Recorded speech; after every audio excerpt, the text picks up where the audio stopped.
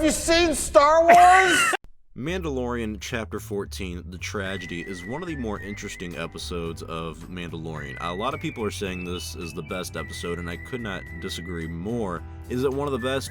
Possibly. I mean, there are 14 episodes so far, and almost every single one is arguably really good, and it's kind of hard to miss when this show has just been consistently so good, and I don't think this episode is a miss at all, but I definitely don't think it's perfect. There's a lot of executional flaws that I had with this, but story-wise, I thought this was an amazing episode in what they did, and one of my favorite things about this was the beginning scene. I mean, just seeing Mando and Grogu, I almost want to call him Baby Yoda still, but Grogu, he keeps calling him that. He keeps calling him Grogu, kind of solidifying that is his name, but also seeing if he'll respond. And it's those little small moments that really, to me, show the connection between these two characters that have been building since season 1, but now it's at a point where it's almost like they're inseparable, which is, of course, something that we'll have to talk about close to the end of this review. And yeah, this is a spoiler one, so I'm sorry if you haven't seen it yet, but spoiler warning here. We go to Tython, and Grogu gets on the Seeing Stone, the Seeing Rock, and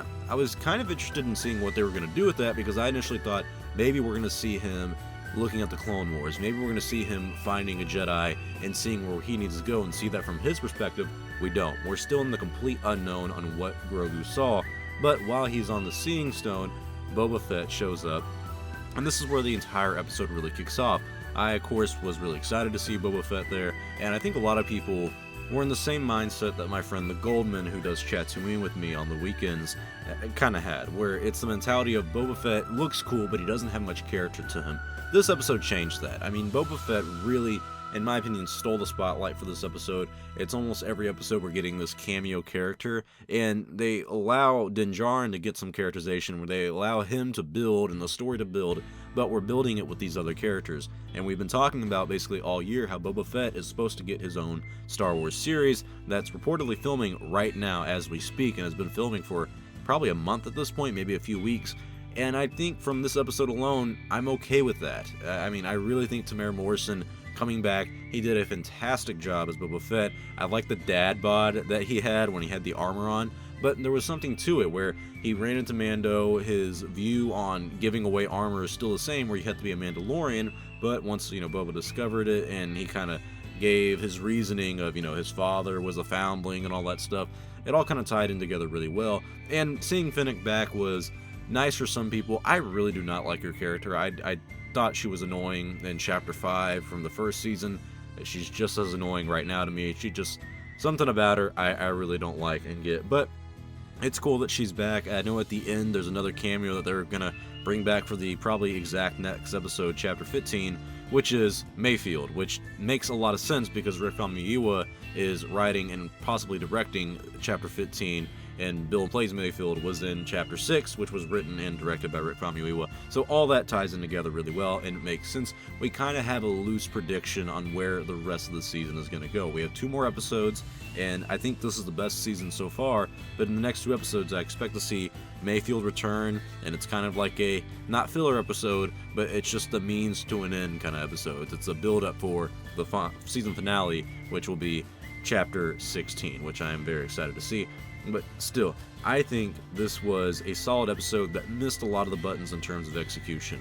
Boba Fett coming back was great. Seeing Mando, seeing Boba Fett, Krennic, seeing Moff Gideon come back, all these people kind of come together and fight was nice. But this episode was ugly looking. I hate to say it, but it felt like a fan film. It felt low budget in a way, and it's hard to explain, but a lot of it was just the way the shots looked. And there's a lot of moments when they're on Tython fighting the stormtroopers, like mainly that action sequence. I was looking at it and I'm like, man, this just looks weird. I mean, it did not look like something that was filmed on a high budget. It looked like something that was filmed for a YouTube fan film about Star Wars. And that's okay, but it just looked weird to me. And I'm not saying it's a fan film in terms of the story being bad.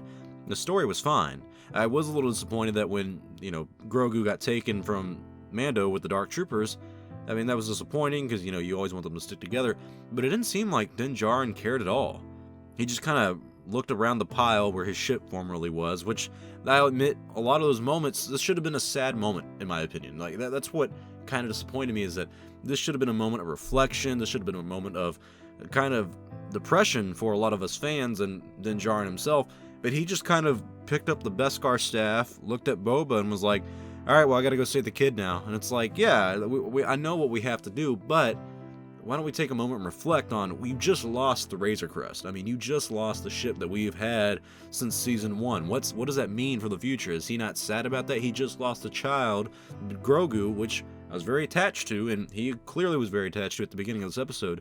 Grogu's gone now, and he just seems to barely notice. I mean, that's not even the first thing he says to Cara Dune when he runs into her again on Navarro, so I like the aspect on where the story is going, that Grogu kind of knows where his future lies in terms of who's going to train him. Moff Gideon has captured Grogu, he has plans for Grogu, Grogu's using the Force against the Stormtroopers and everything. All of that was executed very well. All of that, in story-wise, makes sense, in my opinion, and I like that aspect of it. I like having Boba, Fennec, Din Djarin, and Cara Dune all working together, and next episode's going to be Mayfield.